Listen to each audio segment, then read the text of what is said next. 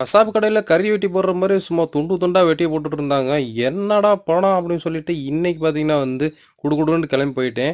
So Salaar படம் தாங்க போயிருந்தேன். வேற லெவல்ல இருந்துச்சு. ஸோ ஆன்லைன்ல புக் பண்ணல.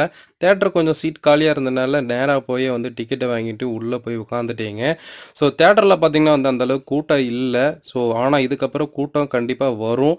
ஸோ அதில பார்த்தீங்கன்னா வந்து யாஷோட சின்ன ட்ரெய்லர் மாரி போட்டிருந்தாங்க. அது 2025ல வருதாம். ஸோ இந்த படம் பார்த்தீங்கன்னா வந்து ஒரு ஃப்ரெண்ட்ஷிப் பேஸான ஒரு கதை தான். இதில பார்த்தீங்கன்னா வந்து பிரபாஸோட ஆக்டிங் வேற லெவல்னு சொல்லணுங்க.